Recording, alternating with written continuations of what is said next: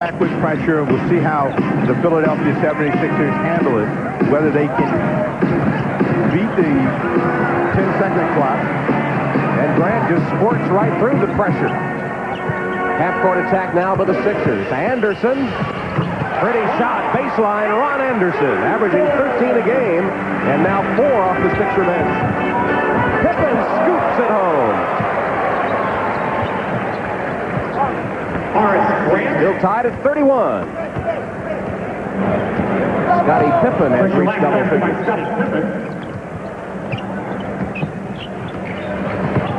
Trying to find Wiggins off of the screens, and now they're working against the shot clock, and they'll come inside to Barkley. Lob to Barkley, draws the double team. Shot clock at 4. And Barkley double teamed on the baseline. Pippen is a guy that's most dangerous in the open court. You see him lean one way and then come out, stretch the arm, and get an easy opportunity. Barkley, aware of the shot clock, calls a timeout. So Barkley and the Sixers with the ball when we return. 9 minutes left in the second quarter in the first game of our NBA doubleheader. Coming up next, the Pistons at the Forum to take on the Lakers as Magic Johnson joins Marv Albert and Mike Fratello for the call. That's the Pistons and the Lakers coming up next here on NBC. This is a catch-and-shoot situation for the Philadelphia 76ers. The Bulls will try to protect a lob inside. They throw it right to Will Perdue. Sixers only had 2 seconds on the shot clock to work with, and they throw it away. You notice the distance that they are giving Scottie Pippen. They want him to think jump shot first. Armstrong double teamed. Cross court to Bobby Hansen, who's in the game. Pippen, nice fake to get away from Wiggins, but he can't finish. And Anderson with a rebound.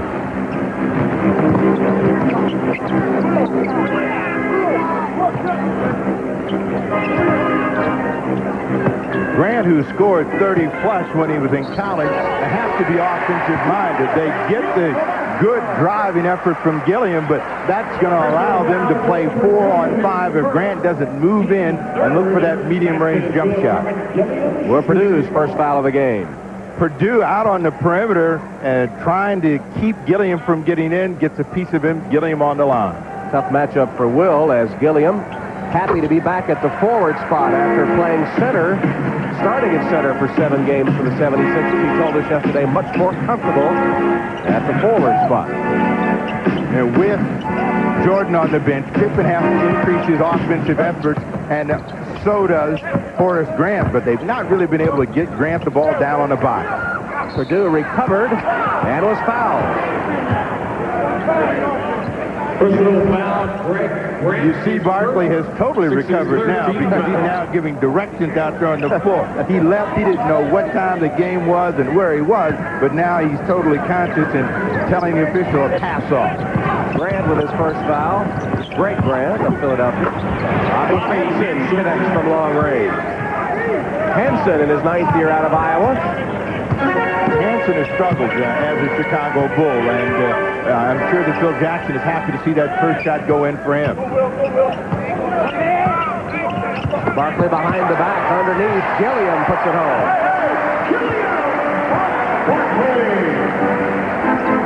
Nifty pass from Charles to Armin Gilliam. Grant spinning on Barkley. Here's Pippen. They isolate him, and he goes right around Anderson. Barkley rejected it. Sixers break. And a foul as Wiggins filling the right-hand lane, went to the hoop and drew the foul on Horace Grant. This play starts at the defensive end. Pippen going in, and he wants to throw it down. You see Barkley again, a marvelous effort to get up, and his strength as he knocks Pippen off balance along with the block, and that puts him in a challenging position on the break. But Barkley has always been able to get off of his feet, a quick leaper with a lot of strength, and he throws Pippen back as well as the ball. He says his greatest asset, perhaps, his leg strength, and it showed on that rejection of the Pippen shot. Biggest lead of the game for Philadelphia. Armstrong can't hit, and Barkley has another board. Barkley's trying to draw a foul on the way up. It's been Charles Barkley that's elevated his game. The last 3 contests, all wins for the Sixers. Coach Jim Hyman said they would have been losses otherwise. This time he passes off to a wide-open Ron Anderson. 7-point edge as the 76ers, in the midst of a 9-2 run on the Bulls, have gone up by 7. With Charles Barkley on Friday night, he was holding the basketball too long, but tonight he is moving the basketball much sooner, and when he sees the people open, he's able to lay it in. They get another easy 2. All right, Bob, the hammer, Armin Gilliam, helping the inside attack of the Sixers with a 20-12 edge on points in the paint. And with those high percentage shots, Philadelphia hitting nearly 60% for the game so far. And a couple of changes. Jordan returns, but they bring Livingston, who's active off of the offensive glass, in, as well as Scott Williams. B.J. Armstrong for 2. Basket by Armstrong makes it a 5-point game. Where the Bulls like to do their damage is at the defensive end. Philadelphia has taken good care of the basketball here in the first half of play. Barkley trying to get a clear side, working against the shot clock at 5. Collision and an offensive foul. Barkley with his first. And was that a case that you mentioned a few moments ago of holding the ball too long? He held it too long against a static defense. They knew that he only had one place to go. Scott Williams had plenty of time to step in and take the charge. Mitchell Wiggins has the defensive assignment on Michael. Get double help from Gilliam. Armstrong is open. 2 in a row for B.J. Armstrong. That's where B.J. Armstrong has really stepped up big for them. He had been a reluctant shooter in his first couple of seasons, but he's looking to put the ball in the hole whenever he gets the open opportunity. Told us his confidence much higher now, and having his best year, averaging 10 a game. Wiggins lost it. It'll be Philadelphia ball as Williams hit it last. Grant did his job. He gave him a little shot in the arm, was aggressive defensively. At the offensive end, he tried to push the ball. Johnny Dawkins back in. Shot clock at 6. Wiggins couldn't handle the lob, still loose and picked up by Hansen of Chicago. Chicago answering the 76ers spurt with a 5-0 run of their own and with the basketball. 3 in a row for Armstrong.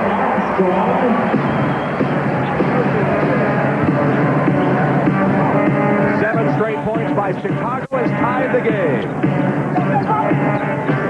Wiggins from outside. Michael leading the Bulls break.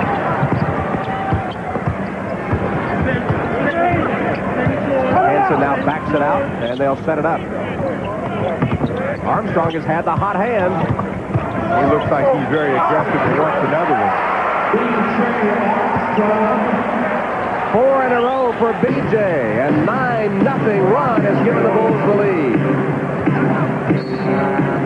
And in the face of the hot shooting by B.J. Armstrong, Jim Lynam and the Sixers call a timeout. You can see Armstrong, after making 3 perimeter shots, knows that they're going to challenge him outside, gets a little dancing penetration to go in, and Jim Lynam wants to talk about it, but he has played better every year in the league. Dramatic improvement by B.J. Armstrong, now in his 3rd year out of Iowa, first-round draft choice for the Bulls, and as a rookie had his career-high 20 points against Philadelphia. But as we were talking to him yesterday, Snapper, he said confidence has been the biggest thing. Not only his own confidence in his shot, but the confidence that Phil Jackson displays in him by giving him some quality minutes. They're hand in hand, really. If a coach is going to leave you out there on the floor and you're able to make some shots, your confidence is going to rise. And what we have seen from B.J.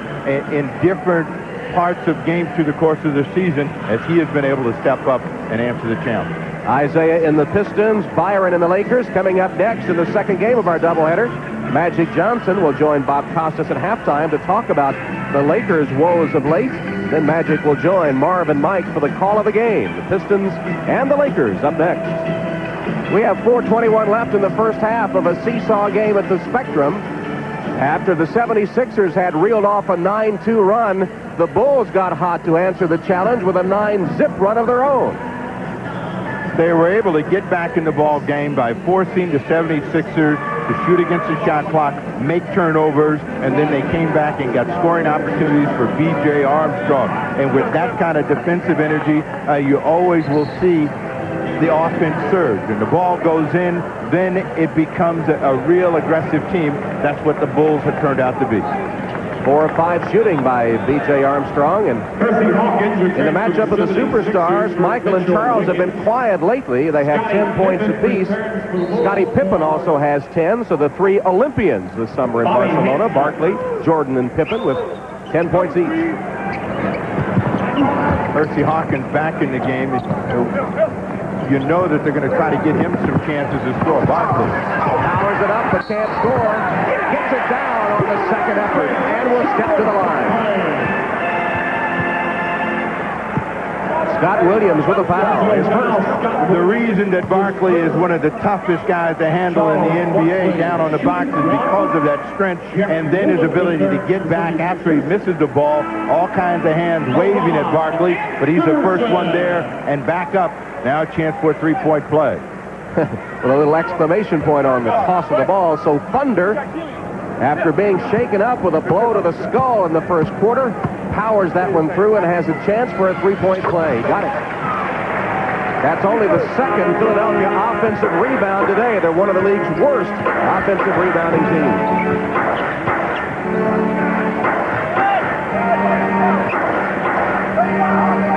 Livingston with a screen for Michael. Back to Livingston, he laid it in. Pretty play. So the greatness of the Chicago Bulls is that they have 2 great players in Pippen and Jordan that command a lot of double teams, and then they have players that are willing to move to the hoop. That's how Livingston got his last basket. Phil Jackson was saying players recognizing their roles and staying within that defined role, one of the reasons for their great success. Dawkins from the top of the key. No shooting slump for him today. He has 6 points and has shot well.